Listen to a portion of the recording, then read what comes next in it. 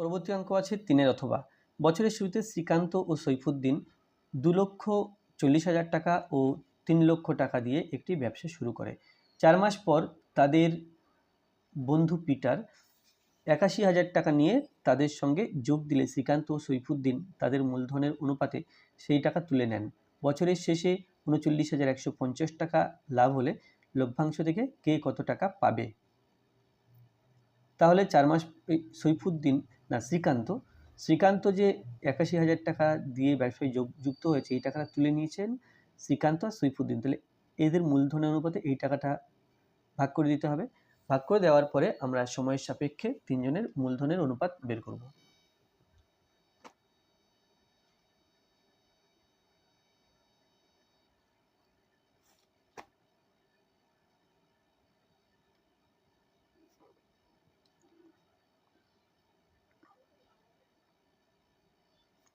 শ্রীকান্ত ও সৈফুদ্দিনের মূলধনের অনুপাত, তাহলে এই অনুপাত বের করছি 81,000 টাকা ভাগ হবে তাই। তো শ্রীকান্তের আছে 2,40,000 আর সৈফুদ্দিনের আছে 3 লক্ষ। তো 4টে শূন্য 4টে শূন্য, অর্থাৎ 10,000 দিয়ে যদি ভাগ করি 24:30, তাহলে 3 8 24, 3 10 30, 6 দিয়ে যদি ভাগ করি 4 ছক 24, 5 ছক 30, তাহলে 4:5। তাহলে 81,000 টাকা থেকে শ্রীকান্ত কত পাবে আর সৈফুদ্দিন কত পাবে সেটা বের করে নিতে হবে। তাহলে 81,000 টাকা থেকে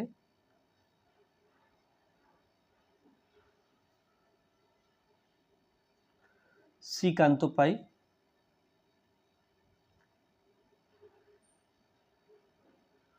সমান 81,000 ইন্টু 4 শ্রীকান্তের, 5 সৈফুদ্দিনের, তাহলে 4 হবে আর যোগ করে 9,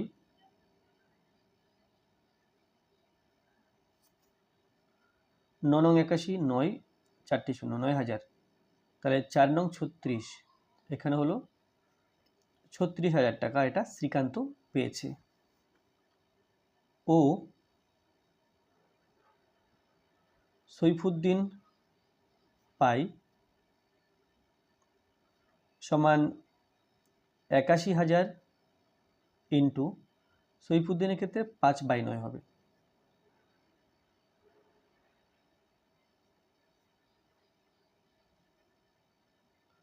5 নং 45,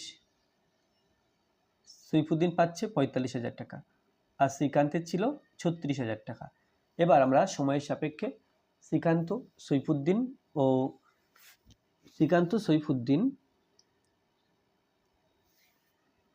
ও পিটারের মূলধনের অনুপাত বের করব।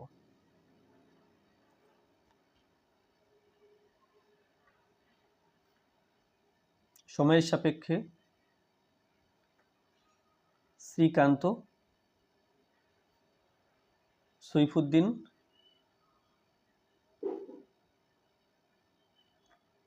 ও পিটারের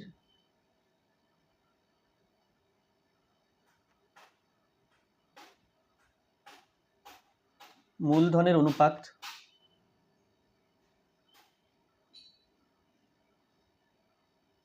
দেখো। তাহলে শ্রীকান্ত প্রথম দিয়েছিল 2,40,000 টাকা, এই টাকাটা 12 মাসের জন্য খাটতো, সেই জন্য 12 গুণ করলাম। পরে তুলে নিয়েছে শ্রীকান্ত 36,000 টাকা, তো এই টাকাটা তুলেছে 4 মাস পর, তাহলে 4 মাস পর আর সময় আছে 8 মাস, 12 মাস হতে, 12 মাসের ব্যবসা, 4 মাস চলে গেলে আর 8 মাস থাকে, তাহলে এই টাকাটা 8 মাসের জন্য মিসিং অফ ইস টু। এবারে আসি সৈফুদ্দিন 3 লক্ষ টাকা দিয়ে ব্যবসা শুরু করেছিল, 2 3 4 5, এটা 12 মাসের জন্য খাটবে, কিন্তু সে তুলে নিয়েছে 45,000 টাকা, আর এই 45,000 টাকা 8 মাসের জন্য অফ আছে, ব্যবসায় নেই। তারপরে পিটার 81,000 টাকা নিয়ে ব্যবসায় নেমেছে, আর যেহেতু 4 মাস পরে, তাহলে তার এই টাকাটা 8 মাস খাটবে,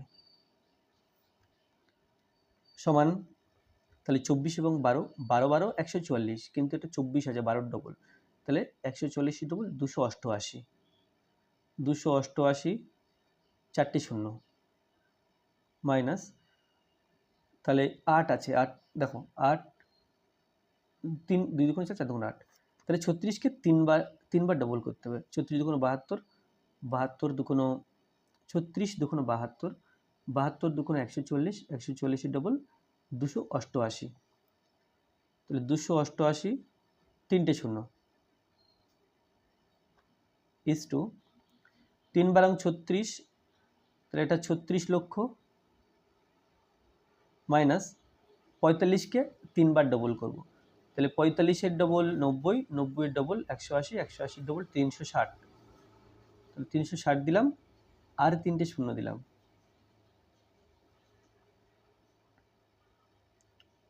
8 1 8, 8 8 64,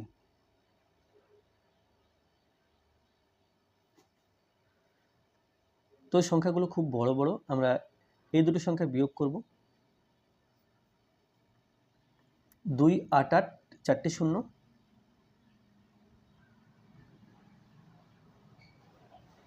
তার থেকে বিয়োগ করব 2 8 8 তিনটে শূন্য,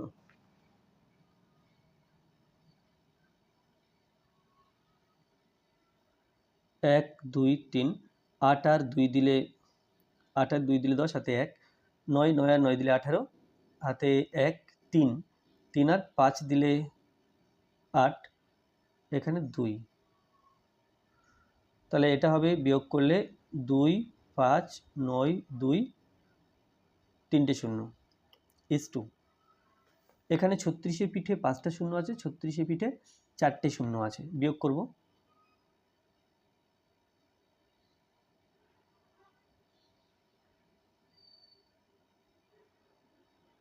1 2 3 4, 4টে শূন্য হলো,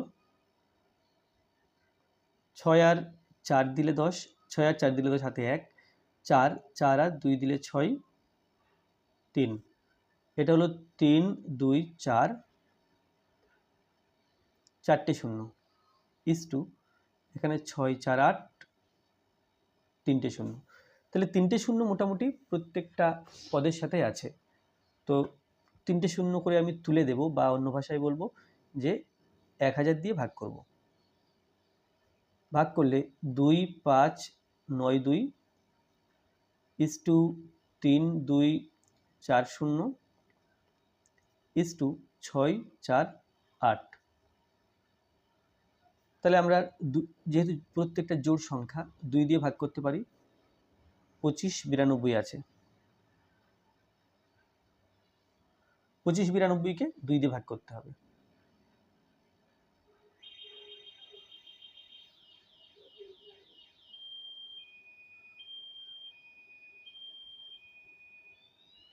নয় দুগুণ 18, 1 2 দুগুণ 4, 9 দুগুণ 18, 6 দুগুণ 12, 1 2 9 6, 1 2 9 6 ইস টু, একে 2 দিয়ে ভাগ করলে 32-এর হাফ 16, 4-এর হাফ 2, আর 2 দিয়ে ভাগ করলে এর হাফ এর হাফ এর হাফ 3 2 8, আবার যদি 2 দিয়ে ভাগ করি 12-এর হাফ 6, 96-এর হাফ 48,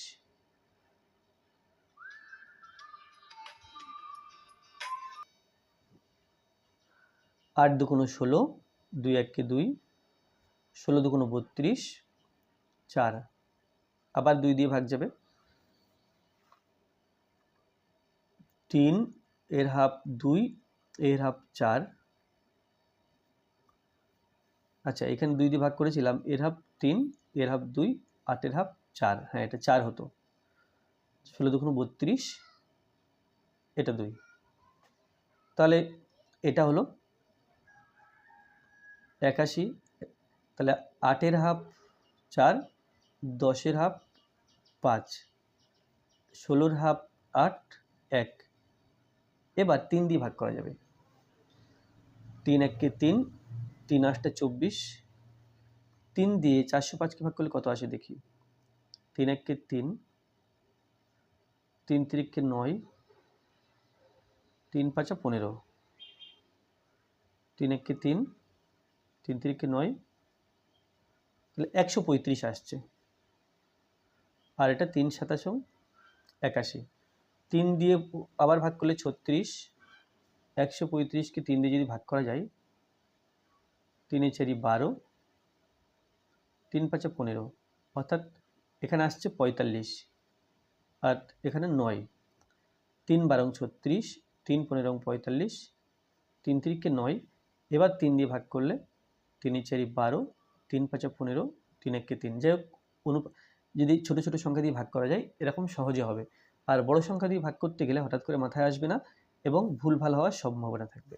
তো যাই হোক 4:5:1 আছে, এই অনুপাত বেরিয়েছে।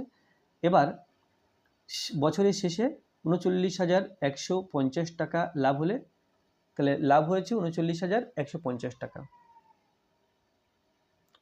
লাভ সমান 39,150 টাকা। অতএব শ্রীকান্তের লভ্যাংশ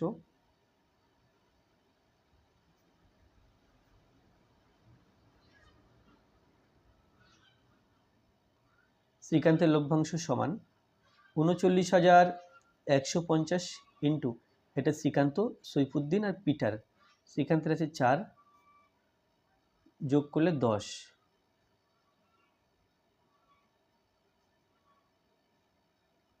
3915, তাকে 4 দিয়ে গুণ করতে হবে।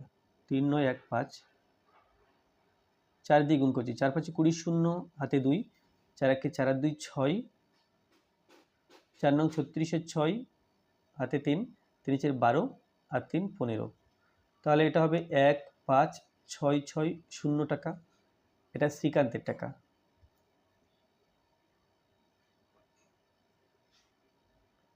সৈফুদ্দিনের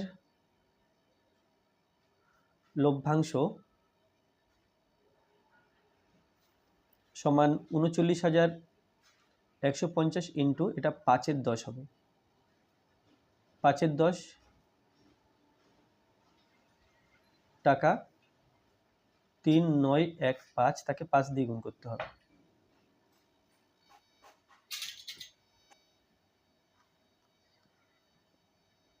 3915, তাকে 5 দিয়ে গুণ। 5 5 25, 5 হাতে 2, 5 1 5 2 7, 5 9 45, 5 হাতে 4, 3 5 15 আর 4 19, সমান 1,9,575 টাকা। এটা সৈফুদ্দিনের। ও পিটারের লভ্যাংশ